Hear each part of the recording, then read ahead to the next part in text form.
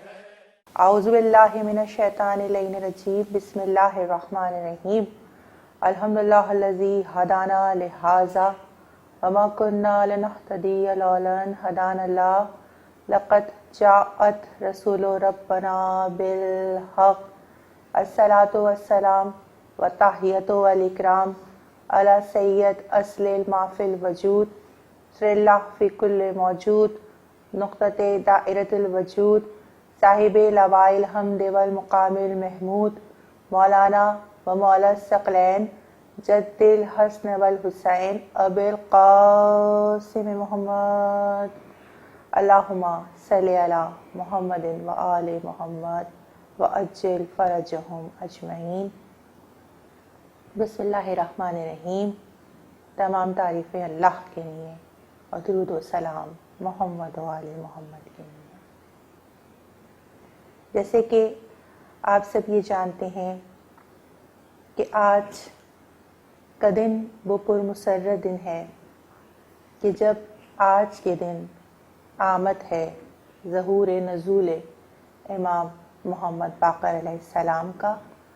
جن کی آمد کی مبارکباد میں پیش کرتی ہوں خاندان زہرا کو، قائم آل محمد کو اور دیکھنے والے تمام مومنین و مومنات کو۔ میرا یہ امام کہ جو تاجدار امامت کے 5ویں درجے پر فائز ہونے والا امام، کہ اگر ہمیں ان امام کی شجرہ نسب پر ایک مرتبہ نظر ڈالیں تو ہمیں یہ معلوم ہوگا کہ آپ کے بابا امام زین العابدین علیہ السلام ہیں، علی ابن الحسین ہیں، سید سجاد ہیں، اور آپ کی والدہ گرامی کا نام فاطمہ بنت حسن ہے۔ یعنی معلوم یہ ہوا کہ اماموں میں یہ واحد وہ امام ہے کہ جن کو حسنی بھی کہا جائے گا اور حسینی بھی کہا جائے گا، کیونکہ ان کے نانا امام حسن علیہ السلام ہیں اور ان کے دادا امام حسین علیہ السلام، کیونکہ بی بی فاطمہ بنت حسن کو یہ شرف حاصل ہے کہ آپ کے بابا بھی امام، آپ کے دادا بھی امام، آپ کے چچا بھی امام، آپ کے شوہر بھی امام، آپ کے سسر بھی امام، آپ کے بیٹے بھی امام اور آپ کے پوتے بھی امام۔ کیا کہنا ہے اس بی بی کا کہ جن کے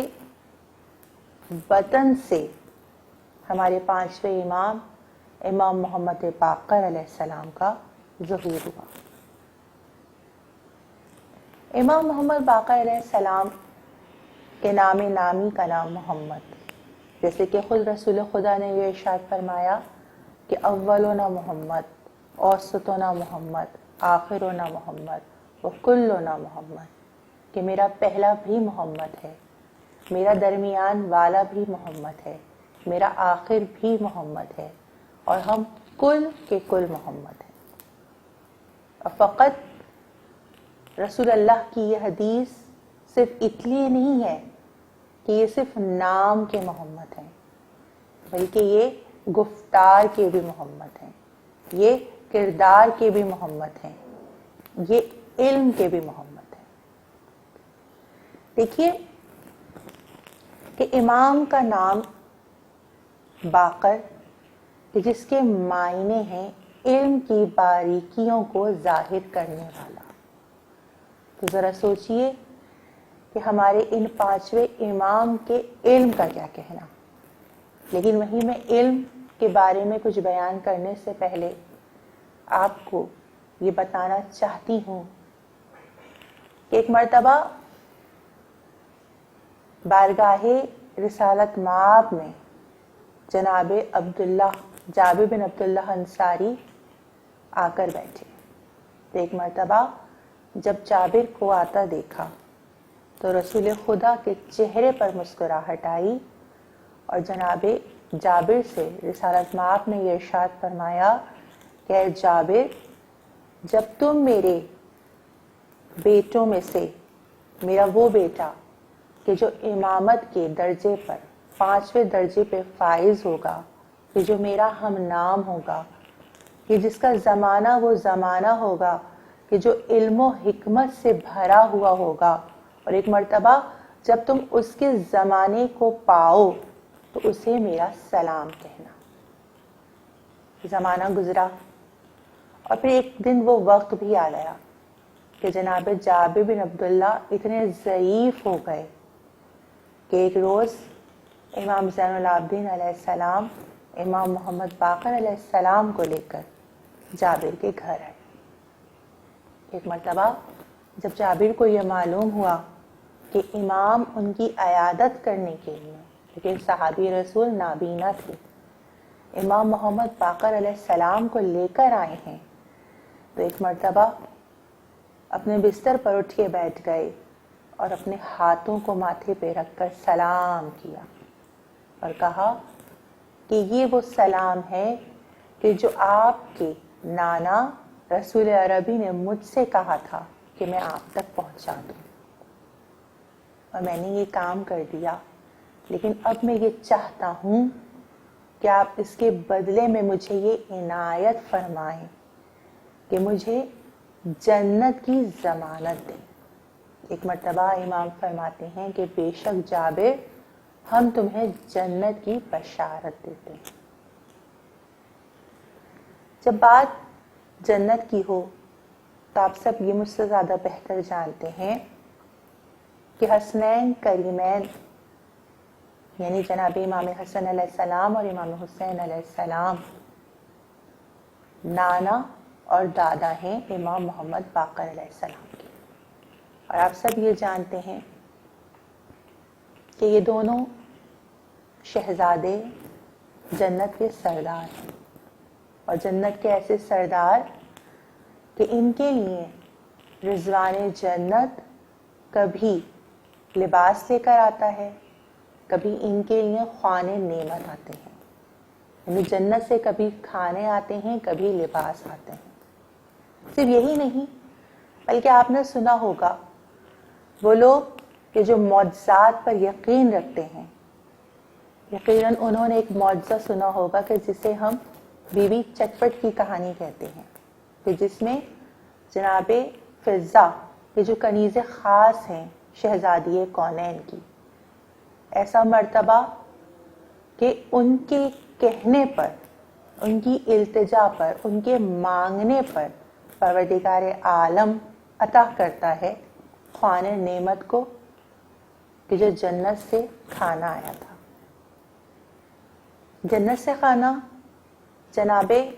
مریم علیہ السلام کے لیے بھی بارہا جنت سے کھانا آتا رہا، لیکن تاریخ میں امام محمد باقر علیہ السلام کو لے کر ایک عجیب منظر ہمیں دکھائی دیتا ہے کہ تمام معصومین اولین تا آخرین کے لیے بارہا جنت سے لباس بھی آتے رہے اور کھانا بھی آتا رہا، لیکن کبھی کسی امام کے لیے کوئی بادل کا ٹکڑا نہ لباس لے کر آیا نہ کھانا لے کر آیا۔ وہیں پر ایک صحابی رسول کے جن کا نام لیث ابن سعدہ ہے، ان سے یہ منقول ہے کہ حج کا زمانہ تھا اور میں ابو قیس کی چوٹی پہ بیٹھا ہوا تھا کہ میں نے دیکھا کہ میرے سامنے ایک انتہائی حسین و جمیل نوجوان بیٹھا ہوا ہے اور عبادت کر رہا ہے، کہ عبادت کرتے کرتے میں نے یہ دیکھا کہ اس نے اپنے ہاتھوں کو بلند کیا اور بلند کر کے کہا، اے بار الہا، مجھے اس وقت یہاں کھانے کی کوئی چیز عطا فرما۔ میں نے جیسے ہی اس کی یہ دعا سنی، میں اس کے چہرے کو دیکھنے لگا، یہاں تک کہ میں نے دیکھا ایک عجیب منظر، میں نے یہ دیکھا کہ ایک بادل کا ٹکڑا اس چوٹی کے برابر آ گیا، مثل میز کے وہ بادل بچھ گیا، اور میں نے دیکھا کہ اس کے اوپر انگور کی بیلوں سے لدے ہوئے بہت سارے انگور موجود ہیں، کہ جس میں سے چند خوشے اس جوان نے توڑے اور انہیں نوش کرنا چاہا۔ جیسے ہی میں نے یہ منظر دیکھا ایک مرتبہ میں اس حسین نوجوان کے پاس گیا اور میں نے اس سے جا کر کہا کہ مجھے بھی میرا حق عطا فرمائیے۔ ایک مرتبہ اس نوجوان نے مسکرا کر میری جانب دیکھا اور مجھ سے پوچھا کہ تمہارا حق؟ کہا ہاں میرا حق، کیونکہ میں نے اپنے نبی رسول عربی سے یہ سنا ہے کہ اگر کوئی شخص کہیں پر دعا مانگے اور وہاں پر موجود لوگ آمین کہیں تو پھر اس کو عطا کرنے میں پروردگار عالم آمین کہنے والوں کو بھی برابر کا شریک پاتا ہے۔ مثال کے طور پر جیسے کہ ابھی اس وقت میں یہاں پر یہ دعا مانگوں کہ بار الہ ان 14 معصومین کے صدقے میں میرے رزق و روزی میں اضافہ عطا فرما، اور مجھے اسکرین پہ بیٹھنے کے دیگر لوگ دیکھ کر آمین کہیں تو میری دعا کے ساتھ ساتھ وہ بھی اس دعا میں شریک ہیں۔ یعنی جب پروردگار عالم اپنی رحمت مجھ پر فرمائے اور میرے رزق و روزی میں اضافہ فرمائے گا تو ان کے ساتھ ہی انہیں بھی وہ حصہ عطا کیا جائے گا۔ ایک مرتبہ امام معصوم مسکرائے اور مسکرا کر کہا کہ بے شک یہ تمہارا حق ہے کہ تمہیں ہمارے جد کی پوری حدیث یاد ہے اور یہ حصہ تمہارا ہے، یہ کہہ کر مجھے وہ انگور عنایت فرمائے، اور جب میں نے وہ انگور نوش فرمائے تو میں بے ساختہ یہ کہنے پر موجود ہو گیا، بے ساختہ میرے لبوں سے یہ نکلا کہ بے شک پروردگار عالم ہی یہ بہتر جانتا ہے کہ اسے کسے منصب امامت پر فائز کرنا ہے۔